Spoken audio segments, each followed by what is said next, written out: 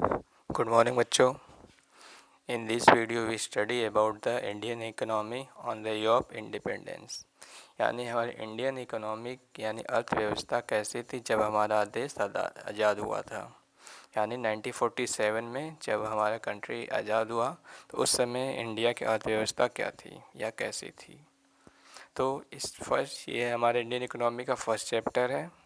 इस first chapter का पहला टॉपिक है colonial exploitation of Indian economy under British rule. तो एक्सप्लॉयटेशन तो मतलब समझते ही हैं शोषण करना या मिसयूज करना। इसमें कॉलोनियल एक्सप्लॉयटेशन क्या होता है, इसको मेन चीज़ है। कॉलोनियल का मतलब होता है जब एक देश की अर्थव्यवस्था कोई और देश की कोई और देश बनाता है तो उसको कॉलोनियल एक्सप्लॉयटेशन कहते हैं। Mean when a country controls the internal affair of another country, then the controlling country is in position to design economic policy related to various economic activity। जैसे इंडियन इकोनॉमी जब India आज़ाद नहीं हुआ था उस समय क्या हुआ था, जो भी इकोनॉमिक की रूल्स रेगुलेशन बनते थे एक्सपोर्ट इंपोर्ट या ट्रेड से रिलेटेड, वो सारा ब्रिटिश गवर्नमेंट बनाती थी। तो ब्रिटिश गवर्नमेंट का इंटरनल अफेयर में इंटरफेयर कर रही है तो कॉलोनियल एक्सप्लॉयटेशन यानी बहुत अच्छे से उन लोग मिसयूज यानी शोषण करते थे इंडियन इकोनॉमी का।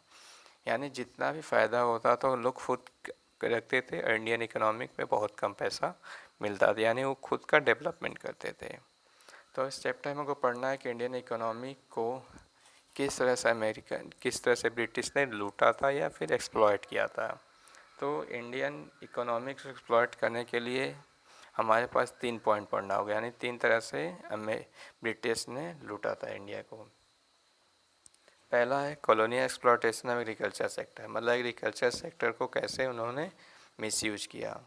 तो एग्रीकल्चर सेक्टर में क्या हुआ था कि वो जमींदार को पूरा पावर दे दिया गया था। ब्रिटिश गवर्नमेंट जो थी पूरा जमींदार को दे दी थी और जमींदार ही जो भी पैसा किसानों से खेती करवाता, जो पैसा होता वो जमींदार कुछ पैसा फिक्स अमाउंट गवर्नमेंट को दे देता और बाकी सारा पैसा अपने पास रख लेता, अपनी ज़िंदगी अपने लग्जरियस लाइफ में खर्च करता। फर्स्ट पॉइंट है zamindar they are declare the owner of the soil and pay fix some of the sum to government as a land revenue and free to extract as much they wish from the tiller of the soil. Mean जमींदार को owner soil का मालिक बना दिया गया था। जो ज़मीन की मालिक था वो जमींदार को ब्रिटिश गवर्नमेंट बना दी थी और जितना भी प्रॉफिट होता है एग्रीकल्चर प्रोडक्शन होता उससे कुछ फिक्स अमाउंट उस जमींदार को लैंड रेवेन्यू के रूप में ब्रिटिश को देना पड़ता था। बाकी का पूरा पैसा जमींदार रख लेता था और जमींदार फ्री था, जितना चाहे उतना एक्सट्रैक्ट करते यानी एक्सप्लॉयट करते, जितना चाहे मजदूरों से काम कराता और जितना चाहे उनसे पैसे यूज करता। उनको मतलब उनके बारे में कुछ ज़्यादा फ़ायदा उनको नहीं पहुंचाता था। इसमें एक वर्ड है टीलर। टीलर किसे कहेंगे? टीलर में जो लोग फार्मर जो खेतों में काम कर रहे हैं उसको टीलर कहा जा रहा है। नेक्स्ट पॉइंट है tiller of the soil get minimum for survival, they were left with no surplus for investment. यानी जो किसान खेती करते थे उनको उतना ही पैसा दिया जाता था जितना कि वो सर्वाइव कर सकें, मतलब उनको कोई एक्स्ट्रा अमाउंट नहीं मिलता जो कि वो अदर एक्टिविटी में खर्च कर सकें। नेक्स्ट है zamindar spend their revenue income on the luxury of life, little or no investment was made for agriculture. मतलब जो फ़ायदा होता था ज़मींदार को, मतलब ब्रिटिश गवर्नमेंट को लैंड रेवेन्यू के रूप में देने के बाद वो ज़मींदार पूरे पैसे को अपने लग्जरियस लाइफ में खर्च करता था। पैसे को कार कर मतलब अपना डेवलपमेंट करता, किसानों के लिए या फिर देश के लिए कोई इन्वेस्टमेंट नहीं करता था, जिससे कि किसानों को एग्रीकल्चर सेक्टर को बहुत अच्छे से लूट रहे थे ब्रिटिश गवर्नमेंट मिलके और ज़मींदार मिलके।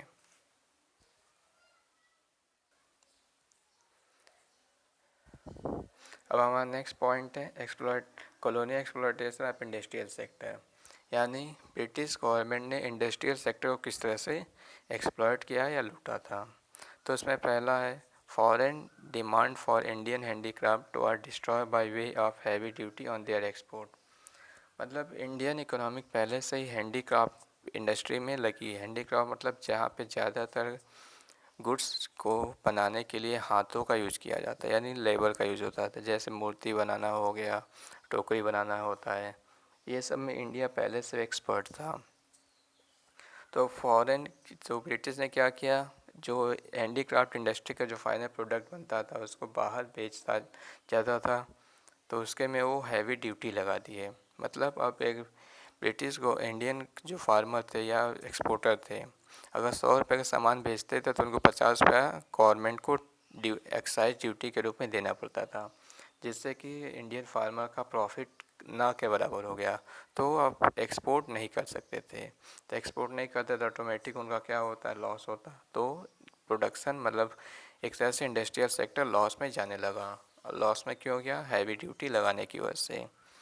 दूसरा है domestic demand for Indian handicraft और destroy by way of duty free import of British government. उसी के बिहाफ पे जो ब्रिटिश गवर्नमेंट का प्रोडक्ट होता था वो ड्यूटी फ्री होने लगा, यानी ड्यूटी फ्री इंपोर्ट। मतलब ब्रिटिश गवर्नमेंट अपने देश से प्रोडक्ट बना के इंडिया में बेचती तो उसको उस पर 1 रुपये का भी टैक्स नहीं देना पड़ता। लेकिन अगर इंडियन कंपनी बाहर ले जाकर बेचती तो उसको हैवी ड्यूटी देना पड़ता था। तो एक तो ना ही हम बाहर बेच पाए, ना ही हम इंडियन डोमेस्टिक में अपने देश में बेचने लगे, क्योंकि वो क्या कर ब्रिटिश गवर्नमेंट अपना प्रोडक्ट बना के इंडियन मार्केट में बेचने लगी, जिसकी वजह से इंडियन मार्केट और ब्रिटिश के प्रोडक्ट पे डिपेंडेंट होता गया। तो इस दो तरीके से ब्रिटिश ने क्या किया, इंडस्ट्रियल सेक्टर को बर्बाद किया। पहला क्या है, हैवी ड्यूटी लगा के एक्सपोर्ट पे, और दूसरा duty free import of British goods. जो नेक्स्ट टॉपिक हमारा colonial exploitation of international trade, यानी ब्रिटिश ने इंटरनेशनल ट्रेड कैसे ख़राब किया या बर्बाद किया। तो उसमें पहला पॉइंट है duty free export of Indian raw material to fulfil the industrial need in Britain, यानी जो भी रॉ मटेरियल ब्रिटिश इंडस्ट्री को चाहिए होता है वो ड्यूटी फ्री कर दिया गया, यानी वो इंडिया से रॉ मटेरियल फ्री में ले जाने लगे, उस पर कोई चार्जेस उनको नहीं देना पड़ता था। जिससे क्या हुआ, इंडियन जो रॉ मटेरियल था वो ब्रिटिश इंडस्ट्री पहुंच गया पूरा। और फिर दूसरा तो और उन पर कुछ पैसा भी नहीं मिलता था उनको। दूसरा क्या था, duty free import of British good to expand demand for British goods in the Indian market.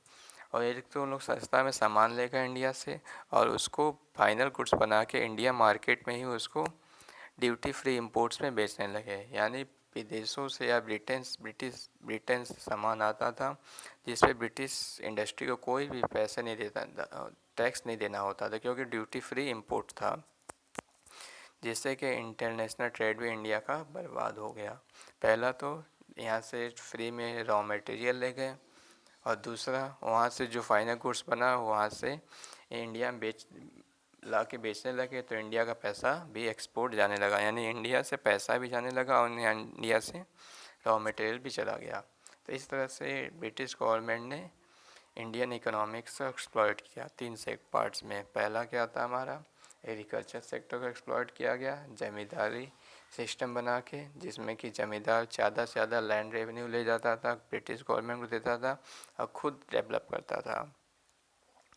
दूसरा, इंडस्ट्रियल सेक्टर को ख़राब किया कि ब्रिटिश गवर्नमेंट ने कैसे, एक्साइज हैवी ड्यूटी लगा के और इम्पोर्ट फ्री ड्यूटी करके। और तीसरा क्या था, इंटरनेशनल ट्रेड, यानी ड्यूटी फ्री एक्सपोर्ट और ड्यूटी फ्री इंपोर्ट से इंटरनेशनल ट्रेड भी इंडिया ने बर्बाद किया। तो that's all in this video, thank you.